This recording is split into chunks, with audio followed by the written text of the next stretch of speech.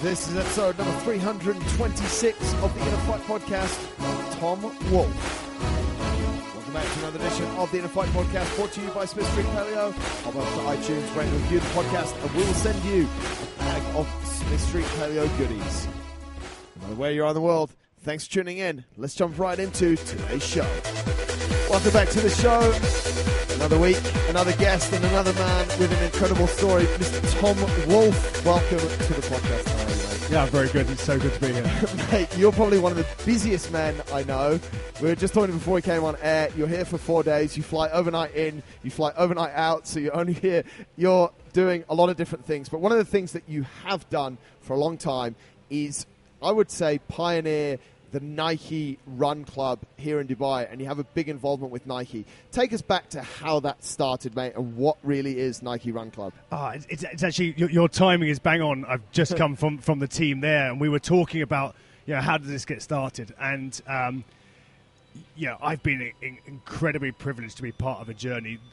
Nike as a sports brand started with, a simple mission is to get kind of people moving and help, athletes perform better. But it's so easy to try and focus on the elite story and realise that actually the brand is built off the grassroots. It's built off everyday people, not like you, Marcus, actually, who's a phenomenal athlete. I'm an everyday bloke. Yeah, you're an everyday bloke who enjoys a beer and a run every now and then. But what I mean, it's about first principles. It's about, how do you get more people to realise that running isn't a solo sport, that just going out and trudging, there's so much more to it than just walking out the front door, putting a pair of wheels on and just moving. And that is the first thing, but actually you can be part of something more. And I think the magic as part of the Nike Run Club community is that you go there and you feel like you have, after you just come off a game of sevens or playing a bit of basketball on 2-on-2, is that you really feel like the only way you got through that is because of the other people around you. The people around you. I mean, mate, the Nike story on running goes back a very long time, and it's sort of based around the top runners. Prefontaine was obviously one of the sort of, I don't know, he was at the heart of the start of the Nike running movement. Yeah. How important is all of that, do you think, to the Nike brand of running? Well, I think, listen, we all crave and search for authenticity. Yeah. Right, and I think that's it. And some people manufacture it, and for some it just comes naturally. Yeah. And we see that in our relationships at home, and businesses crave authenticity. I mean, people talk about organic growth, and you've built your business, and it starts with one other person. Yeah.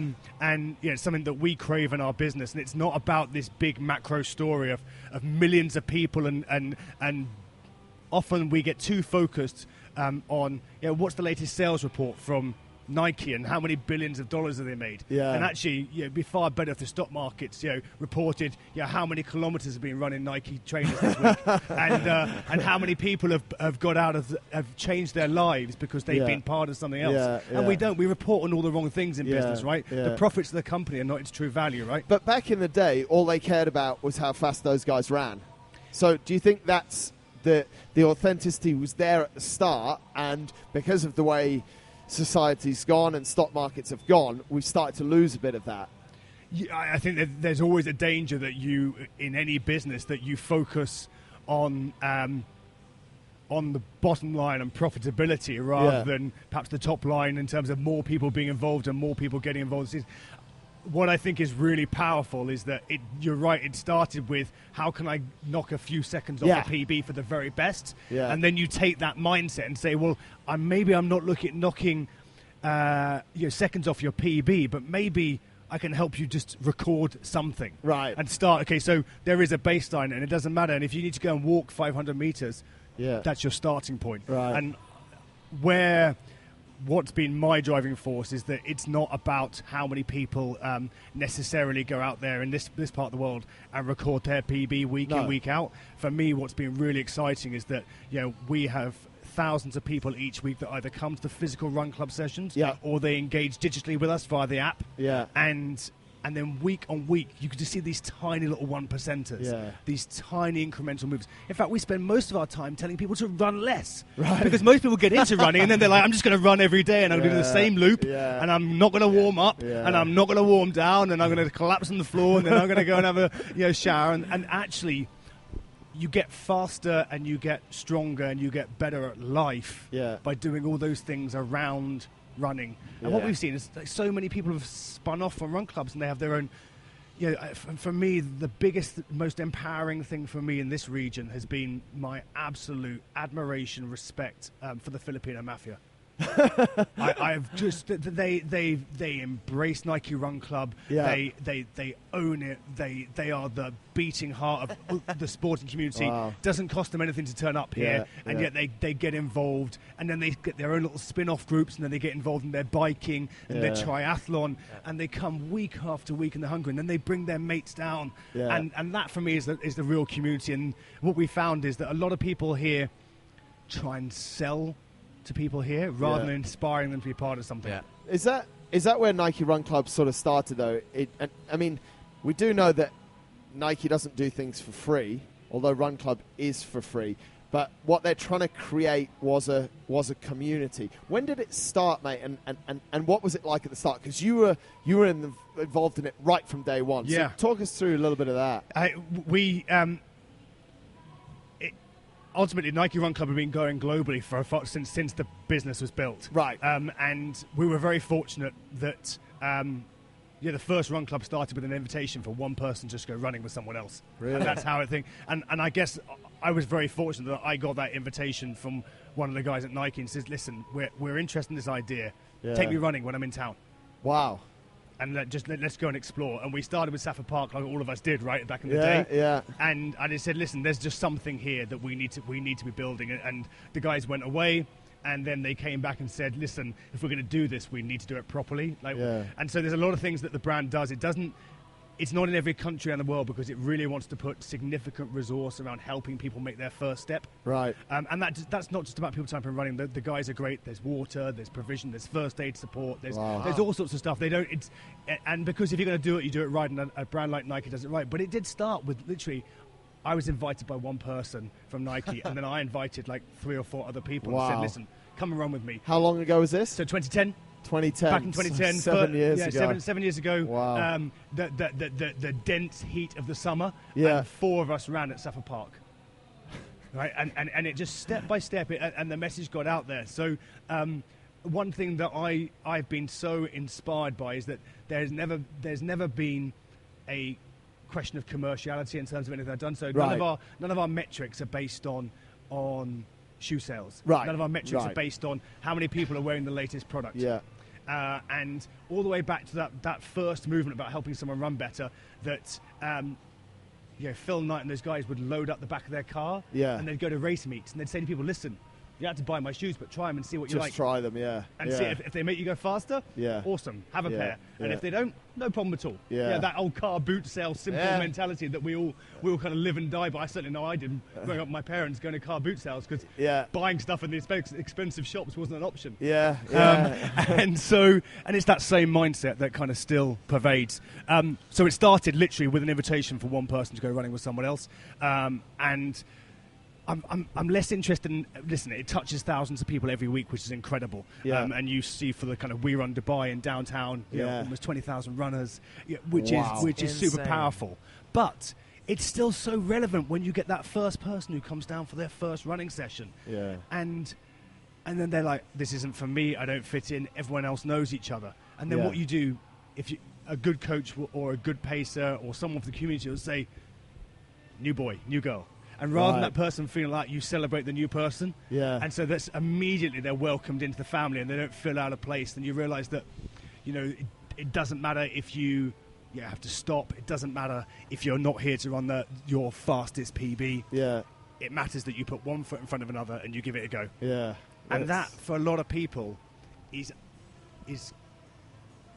counter-indicative to what they're used to. Which is you walk to a gym and you're massively intimidated. You have to win and you have to... And you know yourself, right? It's so much easier to take somebody who runs a 1 hour 20 10K and take 20, 30, 40, 50% off their time. Absolutely. Take an elite athlete who runs a sub 30 and try and get them to take 20% off their time. It is nigh on impossible, right? Actually, our role is really easy, right? We get to work with amazing people that just want to get better at doing the simple things in life. They want to be stronger at work. They want to probably, feel a bit better, look a bit better in the mirror. They want to get a promotion. They want to save a bit of money to send home for their families. Yeah. And actually, it all ties in with the same principles. Yeah. Right? What to that end, what are the type of people that you started with 3 or 4 of you? What are the type of people that started coming to Nike Run Club, and what does it have today? Is it still just the enthusiast, or do you have elite runners? What's it really all about? And do you control that as well, mate? Do you say, oh, you're a bit too good, stay away from us, or how does that all work? Listen, I think that the community curates itself. I don't believe that we have an active role in managing that. Right. But what I would say is that there's a natural evolution to everything in life. Yeah. So what happens is you take your first steps with a Nike Run Club because you feel that you can be part of something bigger. Yeah. But it may be that when you get to the point whereby you're now doing your first ultra marathon, if you're doing MDS, right? Yeah. Doing a 5K fun run on a Friday morning is going to be an inefficient use of your time. Yeah, right. Right? Yeah, so you actually need to triage and think, okay, what's the best use of my time? Yeah. However, when there's a track speed session going on, you might think, you know what, I've not been on the track in ages and I just want to go have a blast. Yeah. And it has nothing to do with my endurance training. It has nothing to do with my triathlon. Yeah. But people start. You start with first steps, your first 500 meters, then you do your first K, then you do your first 5K. And there is a beautiful evolution to that. Yeah. And so people tend to it's like a pyramid. You go kind of up and out. Yeah. But the great thing is that you always know that you've got a chance to come back and get back in. So often you'll have people that go up and out. Yeah. Then they could pick up a bit of an injury and they come back to do a bit of the rehab. They come back to do a bit of the cross training. They'll go and join one of the Nike Training Club sessions, which means they can actually do some bit of plyometric work or a bit of cross training or a Nike yoga session. And so there is something for everybody, but we're not all things to all people. Right. If that nuance is... And so I think the key thing is what kind of attitude you bring. Yeah. Mate, you bring quite a fun attitude towards it, and obviously you're super positive.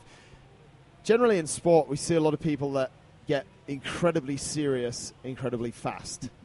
Have you seen that through your experiences in Nike? And to be honest, you said it before, like people have desk jobs, where is this sort of needle moving to on the sort of fun to way too serious and unnecessary? Where are we seeing that needle move to? Listen, you know me well enough by now to know that I have a kind of don't be a dick policy. Right. And so, I don't, anybody who saps the energy out of a room, I've got no time for. So if you turn up and you want to be, if it's all about you, you're probably not that welcome on my team. Right. Right. So if you come and say, listen, I've got, 2 eyes, 2 ears and 1 mouth, and I use them in that order, then you'll have all of my time and all of my support and all of the coach's support. But if you want to come down and you want to put down on other people, you want to come and show off and be that, I don't mind a bit of swagger. Yeah. I'm all over the swagger, and I like people pushing themselves, and it's quite nice to see someone. But I guess what's different is that when we get really talented athletes, and we've got some of our pacers that will consistently do, 3:30 split times on a 10K. So there's some fairly fast guys. I thought you said 10K. Yeah. You mean 5K. Sorry? Yeah, exactly. So there's some fast guys there. But if someone comes along and they're complaining because they're not going fast enough and they're clearly... And then push on and push yourself on. Yeah. But if you then come back and then you have a go at the other guys because they're not fast enough, and you see it all the time, you'll get people who just have a little bit of bite, a little bit of negativity in there. Yeah. It's probably... So you always look at what the big picture is.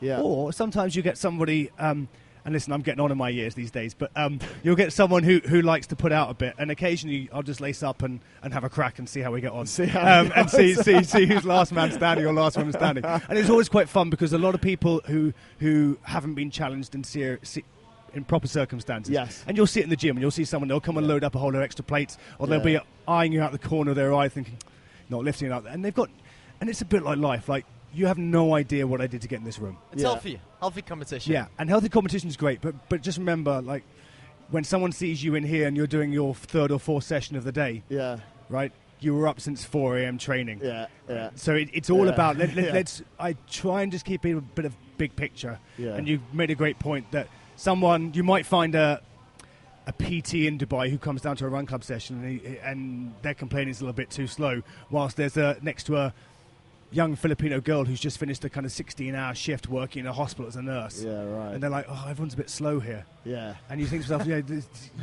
that person's come on the metro from the other end of town because they love being part of this community. Yeah. I would rather invest all my time in that young nurse than I would help another elite runner fuel their ego and take a few pictures on Instagram. Mate, let's jump a little bit to the elite side of things. Yep. We've seen something quite phenomenal unfold just a couple of weeks ago in the Breaking 2. From a Nike perspective, I want to go into the brand side first before we go into the geeky and the mind-blowing speed that these guys run at. But what's this Breaking 2 all about from a brand perspective? Listen, I will never claim to speak for the brand as a whole, right? The Nike brand isn't about one person; it's about a collective. What I would say is that it's a clear demonstration to me, being part of the family, that there isn't that kind of finish line. There isn't that there was always something bigger than ourselves. And remember that the record was not going to be beaten by one man or woman. It was a collective effort. Yeah. So if you looked at that, look at those pacers, look at the amount they worked to get someone in. And you know from your biking days, how does team cycling work? Right? And if you look at team running now, it's just as advanced, and there are some great minds in both sports at work on how can we put the very best in a position whereby they can break previous human boundaries. And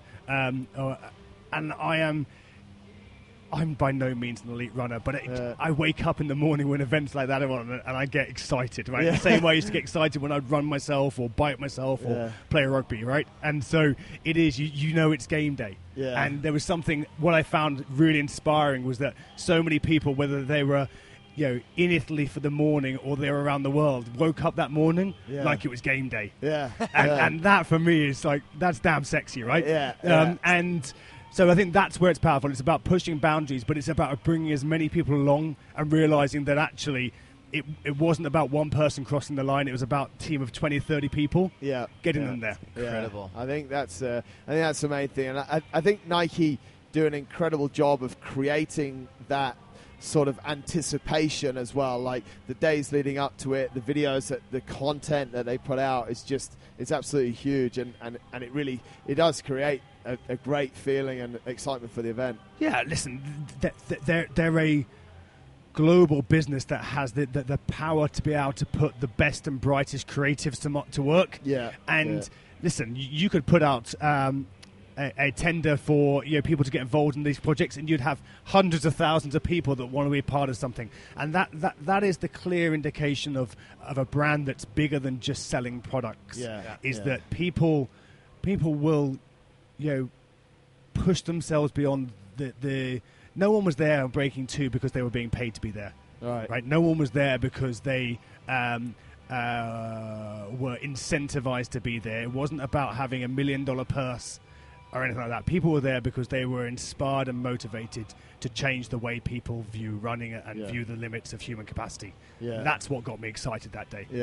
I think that was I saw some quite negative sort of press saying Nike had paid these guys to not run in London and to not run in this marathon and that marathon. And whilst I understand that that's a commercial decision for those guys and they would have got paid to run in London, so I do think they should have been paid. I also think people want to be part of a bigger picture, and I think that's what's quite special. I think Roger Bannister, I mean, I think it's as big as the 4-minute mile, really. Without doubt. It's, and that was all those years ago, and he made sacrifices, but it was generally about defining that line of human performance, wasn't it? That's all it was. Well, listen, you know yourself from playing team sports as well that sometimes you have to look at the seasonality of the way you train. Yes. And from whether it's training for the CrossFit Games or training for the Dubai World Cup Sevens or whatever it might have been, you have to look at the seasonality and work. Probably, if you're an elite runner, you're looking at Olympic cycles, you're looking at World Championship cycles, and you're looking at the fact that for a lot of these guys, being able to afford food, to train because they're not able to have part-time jobs. Yeah, they're not able to have a part-time hustle. Yeah, and so, but you take that aside, right?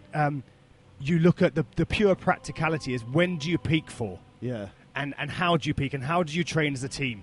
And we've got to look at team sports, the very best, the cycling guys, the rowers. Yeah. Okay? They peak for Lucerne and the World Championship rowing, and they peak for Olympics, and nothing else matters in between.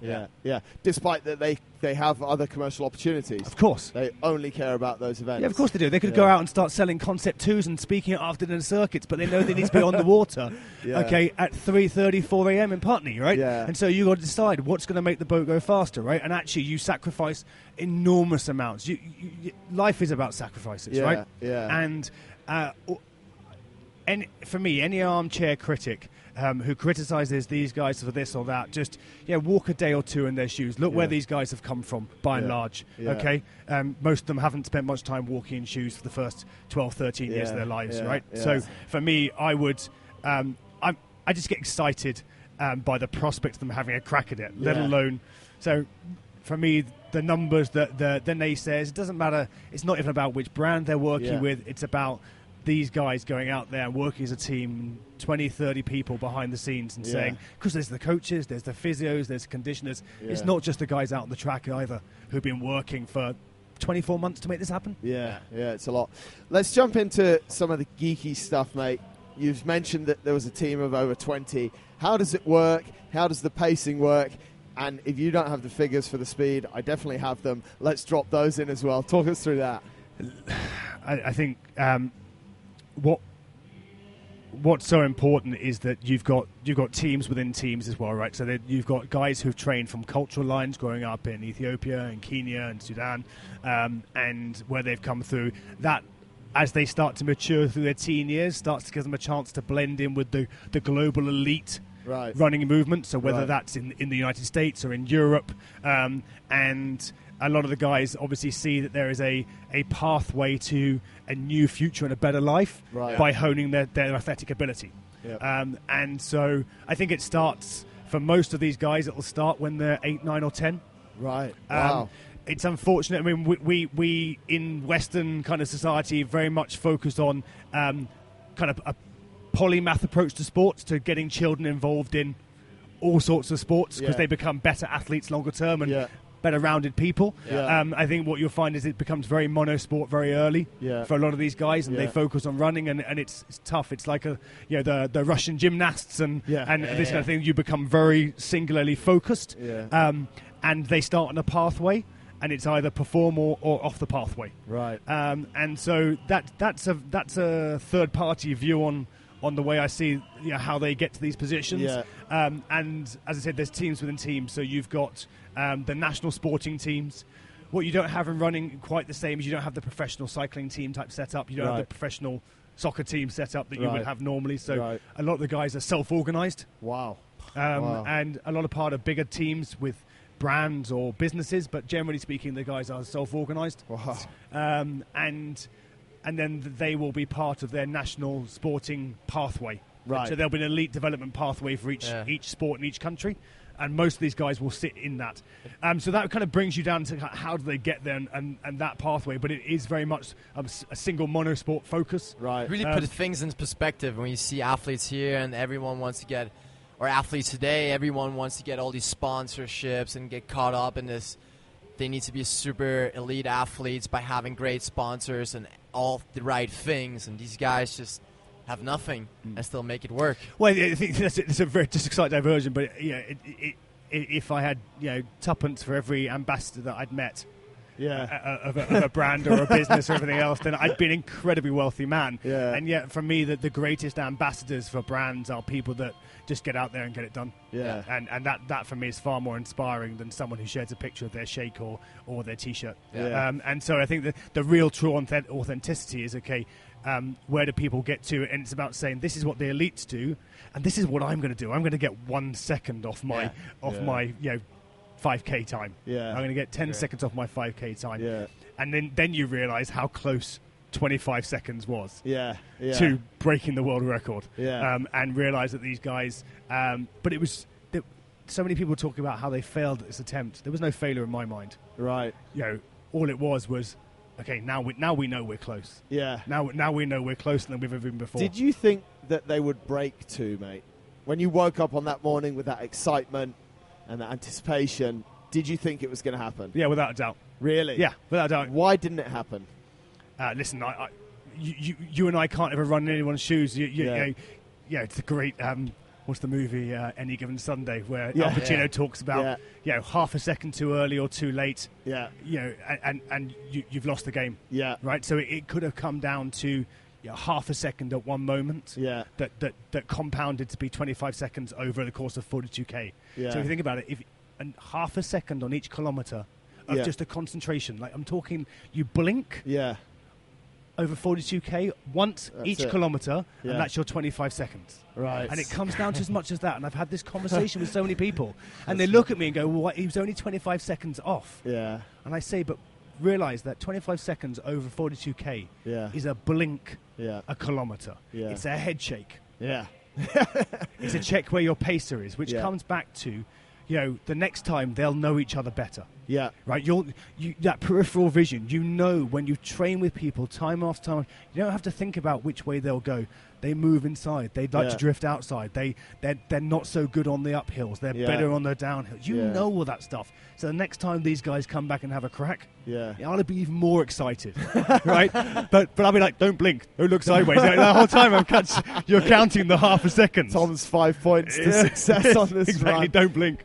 But I mean, mate, what they did, even in what they achieved and the pace that they ran at, 17 seconds 100 basically, is just like. And I'd hate to see what I was like at 100 on the track right now. It's not too far off. Just go outside, measure out 100 meters, and run it in 17 seconds. Completely. So the level of human skill and the potential that we've got, has that needle just moved? I don't think it's just moved, but I think what we're constantly doing is you're testing yourself, you're pushing yourself. Sometimes you just don't realise it. I think there's so many examples in sports, but the easiest one to look at is maybe the first time you ever went on a set of skis or a snowboard. Yeah. And you thought you're going over the first time, and then the second time you kind of you just managed to stay up, and you don't quite believe how you managed to stay up. There's a little bit of that about it, and since people don't, they know they've pushed themselves hard, they know they've left nothing behind, and they've never got close to sub 2. Yeah. And now suddenly you just push yourself that bit further. You do your, and when you're training, if you're doing a 10 and you want to try and do your first 5K at 5K pace and your second 5K at 10K pace, and next time you do it, you try and do your first 6K at 5K pace, and suddenly you try and nudge that pace down, or you try and work on your splits. Yeah. And unless you have a crack, you don't quite realise what you're capable of achieving. Yeah. And you really need to set the stage. That atmosphere in the stadium there, the people will lift those guys an extra half a second. The next time they do it, they'll fill an entire stadium. Right. There won't be 400 people trackside. There'll be 4,000 people trackside. And on Olympic Day, there's 40,000 people trackside. Right. I can see exactly the same happening for the next time. Really? Because the crowd carries you. You were a big game player, right? Yeah. No one wants to turn out when no one's really watching on a cold, blustery morning. When you walk into a stadium and 40,000 people are there and there's TV cameras and everything, it doesn't matter who you are. You walk half an inch taller. Yeah, you have a spring in your step, and you think to yourself, it doesn't matter how much I've had the crap kicked out of me today. There's no way I'm laying on the floor anymore. There's no way I'm not getting back up. Yeah. Have they set a date to redo it, mate? No, I think, listen, the guys will go back in. They would have peaked for the date. Yeah. And therefore, they need to look at their training cycles. Once again, they need to look at what else is coming up. Yeah. World Championships. Yeah. Another Olympic cycle. Yeah. We're back in the mix again already. Yeah. And so those guys will need to look at that. They'll need to look at getting a bit of downtime, time with their families, recharging, and then having another crack.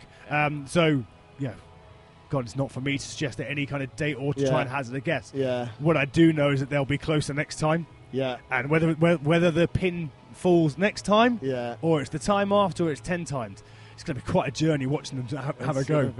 Do you think that obviously when you believe they can do it, and a lot of people believe they can do it. When Bannister broke the 4-minute mile, everyone said you can't do it. And when he broke it, hundreds or a lot since, I don't know exactly how many, but a lot of people have run since. What will happen when someone runs 42.2 kilometers a marathon under 2 hours? What will then start to happen? Do you think we'll see the same thing that we saw with the 4-minute mile? Will people just rock up in? I mean, Dubai Marathon's going to be here in 50 years, so the 2070, call it, Dubai Marathon, will it be a sub 2 hour marathon? What's your thoughts, mate? Do you ever think that long, and like what will happen? Well, I think what this will be far more importantly is, of course, more people will cross that threshold. Yeah. But it's a bit like Everest, right? Over time, and then suddenly it'll become a little bit more expected that people get to the top of Everest. But so Edmund Hillary was the first, and that stayed for a long time. Yeah. And then after that, and then you get a few more people, and then now you get commercial tours and people helicopter up and all sorts. Shakeside Road. Shakeside Road, exactly. Yeah. But what's more magical is more people will now go out and run their first 5-hour marathon. Right. And more people will now go and run their first 4. Yeah. And then more people will work harder on running their first sub 3. Right. Because they'll be like, I was 3:15, I was 3:20. Yeah. There's no way. If he can do sub 2, I can get that. sub 3. Really? But for the other person, if he's sub 4, I can be sub 5. Yeah. And when you talk about one person's actions on that day with a team of 20, 30, 40 people supporting, and enabling to get there, will inspire 3, 4, 500,000 people to have their first crack at their first marathon. Amazing. That's a real influencer. Yeah. And that's the power of it, right? That's why he's got some Instagram followers. Yeah, well, that's why we do it, right? And no one even looks at it that way, or perhaps they don't. Maybe because I'm too much of a contrarian to think about it. But that's the real magic of why do we do that? Why do we go and break the limits? Because that's first action inspires maybe 200-300 elite athletes to have another crack. Yeah. It inspires 500,000 people to try and do their first marathon. What's the feeling been like in the Nike run clubs? I know it's a short time since they did the Breaking 2, but has the energy? It must just be awesome, mate, to be part of it. Yeah, I mean, the first thing everyone goes is, why don't I get an invite? Right, then that's the first question is, why couldn't we go to Italy? And so the guys train here, so why can't we kind of come and train with them? And it's amazing that people are that passionate about it. They have ownership for it. Particularly a lot of our African runners who are working here in the hotels and the security. They've got some toe. Yeah. Some of our Ugandan guys and some of our Kenyan guys. Like when they turn up, I kind of have to make sure I've got an injury that day, otherwise I'm going to be in real trouble. So a lot of the guys are inspired by it. I think we're into a cycle now where we're starting to come towards our off-season. Right. So a lot of the guys are saying, okay, how do I start earlier? Do I train longer? Do I train harder? How do I become a better runner? How do I work harder? Because I'm going to be in Europe at the end of the summer, and I'm going to be taking part in the Royal Parks half marathon in the UK, or I'm going to be doing 2 oceans in Africa. Yeah. And actually, I don't want to run faster, but I want to run longer. Yeah. And so everyone's challenge is different, right? They have to own their own kind of destiny. But absolutely, I mean, the general temperature rises by a degree or 2. Yeah. And not because of the Dubai summer, but because everyone gets just that little bit more fired up and that little bit more excited about how they can take that and do their own journey and how they can be involved in their own pathway. Mate, flip to the other side of the coin. When you're not wearing the Nike hat, you're doing something equally as inspirational on the other side. You have a massive role in an organization called EdAid, which I want you to talk about. Because if I introduce it as what I think it is, I might get it wrong, and that would be not at all. Listen, I'm incredibly privileged to be able to build a fantastic business or social enterprise that enables students to find alternative ways to fund university. Yeah. So essentially, the easiest way to think about what we do is the love child of Kickstarter and LinkedIn. Okay. So we help students fund the cost of going to university from the community with interest-free loans. Wow. And then we connect them with employers who are looking to hire really bright, ambitious talent as they look to kind of get intern roles and then graduate roles. We're super small in the grand scheme of funding and hiring, but great things start with a small step, right? And so we've been lucky to get involved. We're in the UK first expanding out to the US later this year, and then rolling out around the rest of the world. But as a digital platform, we're able to give students choice. Students pay about between 6 and 15% interest charges on traditional student loans. Wow. So just to get educated, they'll pay... In the UK, about £60,000 is the level of their debt. They borrow to a 3-year undergrad, and they'll pay back somewhere between £100,000 and £150,000 once all the interest charges have compounded up. It's a similar story here in the Middle East, and likewise, if you've not got a scholarship or you've not got government funding. Yeah. And so a lot of people will tap up the traditional banks, they'll tap up the bank of mum and dad, which can only go so far these days as we're all stretched further and further. Yeah. And so what we enable is that a broad number of people, a bit like Kickstarter, people drop in 10, 15, 20, £50 into a student's pot. We manage all of the regulatory side of things and all the technology side, and then we help give students an alternative way to university, which saves the average student between £30,000 to £50,000 interest charges, depending on what they earn afterwards. And all of our repayments are income based, so that your repayments are always going to be fair throughout your whole career. So you only pay back 10% of your net salary. Okay, so if you were earning 5,000 dirhams a month, you'd only pay back 500 dirhams of your loan. Right. And then we would take that money and push it back to all your supporters till they were all repaid. Right. And at the same time, we're helping you make sure you've got a job when you graduate, and then 2-3 years later when you're looking to move, we help you do that. And that's how we make money. So the employers pay a bit of a fee to connect that. And so we can, because we don't borrow money from the banks and then re-lend it on, we don't have to charge high interest charges, which is your traditional lending model. So all the funding, so if I wanted to support you to go back to university, I could just hop over to EdAid. No, mate, you're quite well-rounded, mate, don't worry. But, so I could just hop on and I could give you, if it's your birthday, I could give you a contribution of £100 and that would then go into your fees. Yeah, exactly. That goes into your loan pot, and then as you get repaid it, and when you get the money back, you can then choose to pay it back to another student. So I give you your birthday present and I get it back. Yeah, exactly. That's awesome. Yeah, exactly. Well, actually, what most people who have started repaying back have actually said, we'll let it ride for another student, so it goes then into the EdAid Foundation, which is a registered charity in the UK. Wow. And then that kind of pays it forward again, because typically it's small amounts that people are backing with. Yeah. But more importantly, then what we've started to do is say, okay, well, how do you reinvent banking for the kind of the next generation of students that are coming through? And so you take the same platform that we've got, and we start to say, okay, well, what else do students need to help them with their financial journey? Well, they need a card that doesn't charge them loads of fees. They need a bank account that isn't expensive, and they don't get stung with massive overdraft fees. And so there's all sorts of little ways you can chip away at the traditional financial services model, which is about high fees, high cost, high interest, but they suck you in with incentives like a free this, a free that, a kind of pseudo cashback offer that ends up being a bit of a false promise. Yeah, absolutely. And so we believe in like this kind of radical candor concept, the idea of complete, that if it costs you, we'll tell you up front what it's going to cost you. Very if it doesn't cost you, we'll do that. We've got about 5,000 students using the platform now. Wow. We should be having 500,000 use it, given the fact there's 2 million students in the UK and 22 million in the US. Right. So we've got some big targets for what we want to do. Yeah. But like building any business, and I think when you're in the kind of financial technology and the startup space, and I guess we've got the kind of social impact space as well, is that it starts with just helping one person, and then everyone in the business sits on customer support. Yeah. So even our developers, our techies, our accountants, our marketing guys, everyone works on the customer support phone lines and chat. Wow. And what you get is that you get this complete, once again, it comes back down to kind of this complete transparency, ground up business model, which says that actually everyone in the business sees the problems our consumers are having and works every day to solve them. So it doesn't matter if you're a developer, you're building a technology because you're seeing, hearing and responding to the kind of problems that our students have. And on the flip side, we've also got companies that saying we want to get access to really incredible talent. Yeah. And our traditional models just aren't working. We tend to hire in our own shadow. Yeah. So KPMG traditionally has hired the same kind of people year on year on year, right, despite trying to work hard at the diversity. Yeah. Whereas really the data doesn't lie. So now I know where you come from, what you studied, what your religious, social, economic background is. Yeah. And I can now put you in front of the right employers. Wow. And you use data. So we've got this data graph that does that, using the algorithms we built far more efficiently than a human can.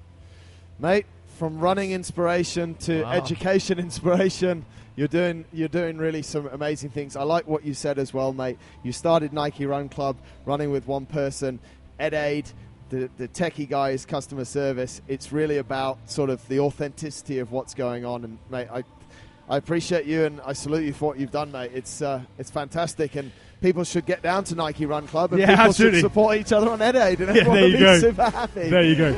But mate, thank you so much for taking time. No, it's a real pleasure to come down and see you guys, and I say, shoot on to be here and catch up. So thank you. Awesome. Thanks a lot. Cheers. Thanks a lot for tuning into this episode of the podcast, folks, and I do hope you've enjoyed it. Massive thanks to Tom for his time and inspiration, as always. If you want to get in contact with us, drop us an email, winning@innerfight.com. We'd absolutely love to hear from you. Until next time, take care.